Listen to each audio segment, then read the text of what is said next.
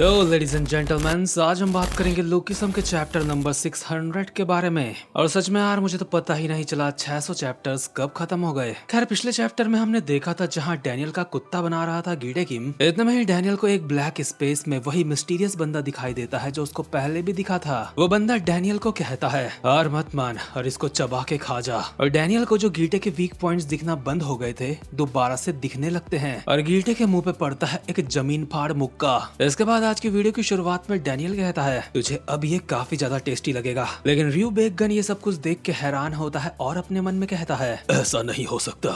यहाँ तक कि कोई अगर अपने पाथ पे भी चल रहा है, वो बच्चा गैब्रियोन किम के बेटे को नहीं हरा सकता। लेकिन गीटे एक पीछे वाली कार पे जाके चिपक चुका होता है, लेकिन दोबारा से अपनी जगह पे उठ के कहता है, मेरी इंटेंशंस को रीड करना ये बहुत बेकार बात है। ये सच में बहुत ज्यादा बुरी बात है। तो तू सिर्फ हमलों से बच ही नहीं, उन्हें मार भी सकता है। अभी गीटे जब जमीन से उठ रहा है तो डैनियल ये देख के हैरान है, क्योंकि ये मुक्के के बाद किसी आम इंसान को उठना तो नहीं चाहिए था। और अभी जैसे ही गीटे का पहला सीधा कदम जमीन में पड़ता है तो हमें जमीन के कुछ पार्टिकल्स हवा में भी उड़ते दिखाई देते हैं। मतलब गीटे कदे इसको ड्रैगन बॉल जी यूनिवर्स बना रहा है। खैर, वापस से अपनी जगह पे उठने के बाद गीटे कहता है, तो तू बचने के साथ हमला भी कर सकता है। बच्चे, नए प्लान का वक्त आ चुका है। तू अभी उस बात पे चल रहा है जिसमें तुझे नहीं चलना चाहिए था। तो बिल्कुल भी टेस्टी नहीं है। इसी के साथ गीटे डैनियल के मुंह पे एक पंच मारता है, जिसे डैनियल रीड करके डॉज कर लेता है। और गीटे अपने मन में कहता है, उसने इसे डॉज कर लिया, लेकिन ये पहले की तरह नहीं है। इसकी डॉजिंग स्किल अब पहले से काफी ज्यादा बेहतर हो चुकी है।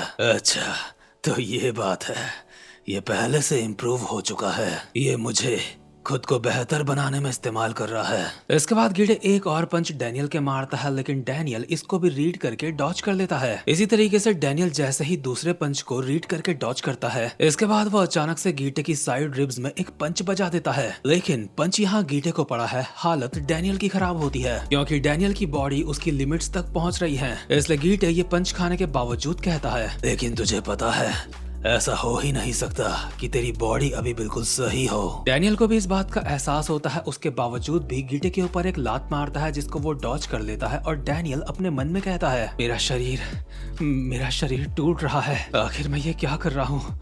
मुझे खुद को इतना ज्यादा पुश नहीं करना चाहिए। फिर भी डैनियल जंप करके गीटे के ऊपर एक लात बजाता है, जिसे वो अपने हाथ से ब्लॉक कर लेता है। और गीटे डैनियल के ऊपर बजाता है एक पंच, जिसे ब्लॉक करने के बावजूद भी डैनियल पीछे जाता है, उसे डैमेज होता है। इसी सेकंड के मूवमेंट में डैनियल को कुछ बातें याद आती हैं और अपने मन में कहता है, मैंने ये सब पहले देखा है। मैंने पहले किसी ऐसे को देखा है जिसने अपने लोगों को खोया था और इस चीज से वो पूरी तरीके से टूट गया था। और खुद को पुश करने की मेरे पास एक ये भी वजह है, मुझे अपने लोगों की रक्षा करनी है, जिन्हें शायद मैं ऐसे लोगों की वजह से किसी दिन खो सकता हूँ। वो लोग जो मेरे करीबी हैं, उनकी रक्षा करने के लिए मुझे ये करना ही होगा। इसी के साथ डैनियल एक और जंप करके लात बजाता है गीटे के, जिसे वो दोबारा ब्लॉक कर लेता है। लेकिन अगली लात जो वो गीटे के मारता है वो ब्लॉक नहीं होती, वो सीधा गीटे के मुंह पे जाके लगती है। बट उसके बावजूद भी गीटे के फेस रिएक्शन नहीं बदलते। लेकिन अपनों को बचाने के लिए डैनियल के अंदर अलग ही जोश आ चुका है। वो अचानक से गीटे के सामने से गायब होके उसके पीछे आ जाता है और उसकी कमर और कंधों पे लगातार काफी सारे पंचेस बजा देता है, जो देखने में यामाजाकी क्योकुशिन कराटे स्टाइल वाले पंच लग रहे हैं। लेकिन यहाँ पे उनका कोई मेंशन नहीं है।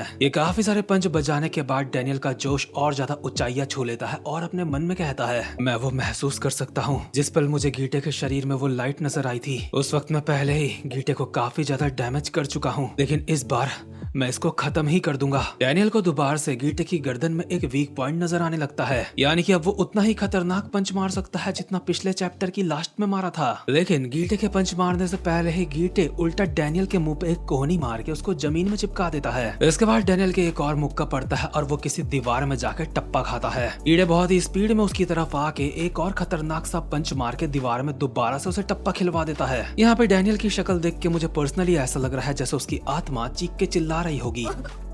मुझे अपने घर जाना है। बट फिर भी गीटे उसके मुंह पे एक और पंच बजाने वाला होता है, लेकिन इस बार डैनियल खुद को संभालता है और गीटे के हमले को रीड करके दोबारा उससे बच जाता है और अपने मन में कहता है, नहीं, मैं हार नहीं सकता। और दोबारा से अपनी खून भरी आंख के साथ उसे दिखाई देती है गीटे की एक वीकनेस। डैनियल बिना समय बर्बाद करे वहाँ पे एक कोहनी मारने की कोशिश करता है बहुत ही स्पीड के साथ, लेकिन गीटे उससे पहले ही डैनियल की गुद्दी में एक खतरनाक सा पंच बजा देता है, जो हमें स्लो मोशन में पड़ता दिखाई देता है, जिससे डैनियल को जमीन में चिपक चिपका दिया जाता है और इस पंच के साथ डैनियल का नाचना गाना यहीं पे खत्म होता है। जमीन में पड़े डैनियल को गीटे कहता है, जैसा कि मैंने सोचा था, तो बिल्कुल भी टेस्टी नहीं है। तेरे पाथ में अटैक करने का रिस्क डॉज करने से काफी ज्यादा है। किसी ऐसे बच्चे से हारना जो अभी नौसिखिया है, ये चीज पेचौन जो की काबिलियत के बारे में काफी कुछ बताती है। गीटे अधमरे डैनियल के बाल पकड़ के उसे घसीटता हुआ लेके जाता है और कहता है, तो ठीक है, तुझे निपटाने से पहले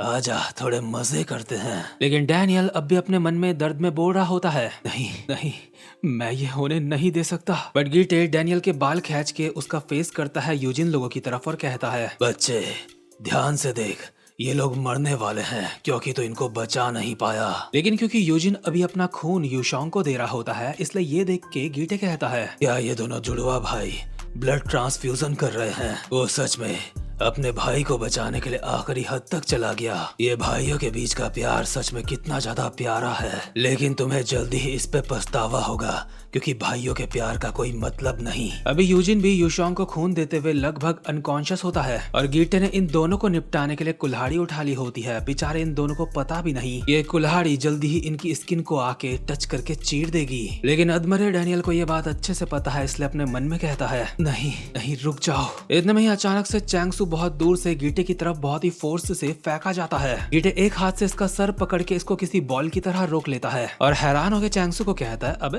तू ये क्या कर रहा है? लेकिन चैंगसू के यहाँ पे जिन्यूंग पाक द्वारा धागे खोल दिए गए हैं, इसलिए चैंगसू एक स्माइल के साथ कहता है, मुझे अपने हमलों को झेलने की एबिलिटी में यकीन था, लेकिन चीजें मेरे हिसाब से नहीं चल रही हैं। इतने में ही जिन्यूंग कौवे को कहता है, मैं ये बात मानता हूँ, मैंने सोचा नहीं था तू मेरे सामने इतना लंबा टिक जाएगा, हरामखोर साले कौवे। दरअसल जिन्यूंग ने अभी शिनगन को कॉपी करके उसके यामाजाकी स्टाइल वाला कीशिन शेकिन बजा दिया होता है, यानी कि वही हमला जो डैनियल ने पेचियन और गीटे के भी मारा है। इसलिए चैंगसू अब लड़ने के लायक नहीं रहा और जैसे किसी रिले रेस में एक रनर दूसरे वाले रनर को एक बैटन पकड़ाता है ताकि आगे वो भागे, चैंगसू वही एक्टिंग करते हुए गीटे को कहता है, ठीक है, तो मैं अपना बैटन तुम्हें पास करता हूँ। गीटे चैंगसू को छोड़ के जिन्यूंग को कहता है, अंकल तो ये तुम हो? जिन्यूंग गीटे की तरफ आके कहता है, अपने बाप को मारने के बाद तू बहुत बेशर्मी के साथ मुझे अंकल बोलने में काफी ज्यादा कंफर्टेबल लग रहा है। क्या तूने अच्छे से खाना पीना खाया? क्योंकि तू तो मैक्सिको तक भाग गया था। क्या तू अपने अंकल से इतना ज्यादा डर गया था कि तुझे मैक्सिको भागना पड़ा? गीटे अपनी कुल्हाड़ी जमीन में मार के कहता है, अंकल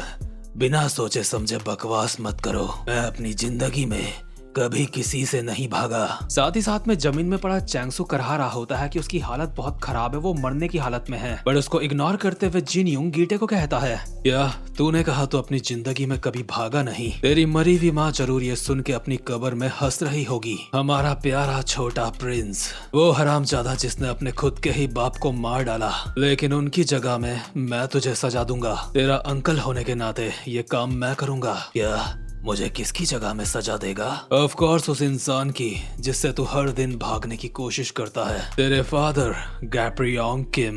और एज एक्सपेक्टेड जिसका मुझे इंतजार था, जिन्यूंग ने फाइनली अब गैप्रियोंग को कॉपी कर लिया होता है, यानी कि इनडायरेक्ट वे में अब होने वाली है गैप्रियोंग वर्सेस गीटे किम। और इसी के साथ ये चैप्टर यहीं पे खत्म होता है। लेकिन वीडियो खत्म करने से पहले आपको एक छोटी सी अपडेट देना चाहता हूँ। अपने स्काई ऑफ लाइट वाले चैनल पे EOS डैनियल से रिलेटेड एक थ्योरी आने वाली है, यानी कि वही मिस्टीरियस बंदा जो डैनियल को एक ब्लैक स्पेस में दिखाई देता है। इसलिए जिस किसी ने भी अपने दूसरे चैनल को सब्सक्राइब नहीं करा जाके कर सकता है। बाकी अब मैं मिलूंगा आपसे अपनी नेक्स्ट वीडियो में, तब तक के लिए गुड बाय।